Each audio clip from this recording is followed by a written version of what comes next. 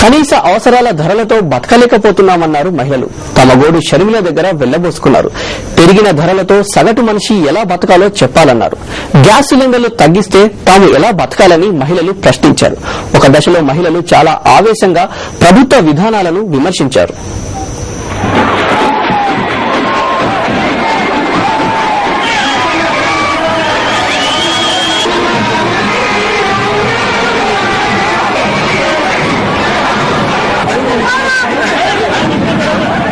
మనిషికి 4 కేజీల బియ్యమిస్తే తమ బతుకులేం కావాలని ప్రశ్నించారు గుంతకల్లు మహిళలు.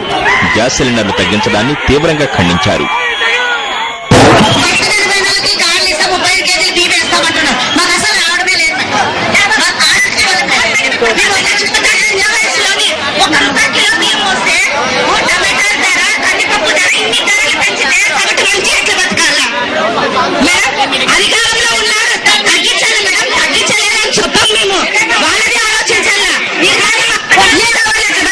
చెప్పండి. అప్పుడైతే బాగుంది మేడం, గుంటకాలు అయితే మేడం, కానీ అప్పుడు చాలా బాగుంది. రాత్రికి వెళ్ళేటప్పుడు అంత బాగుంది. ఈ మధ్యలో చాలా ప్రాబ్లం. సగటు మనిషి ఎట్లా కన్యా అంటే నీళ్ళు ఇస్తారు, తక్కువ ఇస్తారు. అంటే ప్రాబ్లం ఏమంటే నీళ్ళు ఇస్తారు తక్కువ. ప్రాబ్లం అన్ని మంత్లీ ఒక్కసారి వస్తాయి వాటర్. ఎట్లా గుంటకలు ఏం నీళ్ళు తాగాలో నేను చెప్పండి. ఎవరు పట్టించుకుంటారు మేడం చెప్పండి. గ్యాస్ మీకు సంవత్సరం ఎన్ని సిలిండర్లు పడతాయి? మాకు ఏంటంటే మేడం జనాలు పట్టారు కదా మేడం.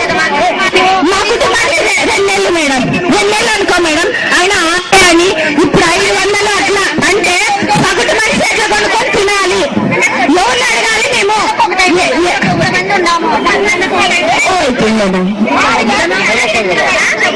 అంటే మీకు సంవత్సరానికి అంటే ఒక్కొక్క గ్యాస్ సిలిండర్ 750 కొన్నట్టు. సబ్సిడీ లేదంట. ఎట్లా బతకాలి మేము? ఈ మధ్య తరగతి వాళ్ళం ఎట్లా బతకాలి మేము? ఎవరు అడగాలి మేము? చెప్పండి మేడం. రాజశేఖర రెడ్డి గారినప్పుడు గ్యాస్ ఎట్లుంది మేడం? గ్యాస్ అసలు పెంచలేదు మేడం. గ్యాస్ పెంచలేదు మేడం. ఎందుకు అనాలి? ఊరికే గ్యాస్ పెంచలేదు మేడం.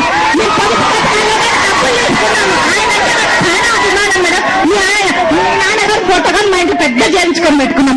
మాకు చాలా అభిమానం మేడం. అయితే ఏ రకంగా చేసుకుంటాం మేడం? ఇప్పుడు రేషన్ కార్డులో 2 లీటర్లు మాత్రమే వేస్తున్నారు. అది లేక ఇది లేక ఎట్లా బతకాలి? సగటు మనిషి ఎట్లా బతకాలి? ఎవరు అడగాలి? మేము అధికారం వాళ్ళు ఉన్నోళ్ళు వస్తున్నారా? ఓట్ల కోసం మాత్రమే అధికారులకు ఉన్నోళ్ళు వచ్చేది ఓట్ల కోసం మాత్రమే. సమస్యలు చెప్పండంటూ షర్మిల అడగటమే ఆలస్యం. మహిళలు తమ బాధను వెళ్లగక్కుతున్నారు. ప్రభుత్వంపై విరుచుకుపడుతున్నారు.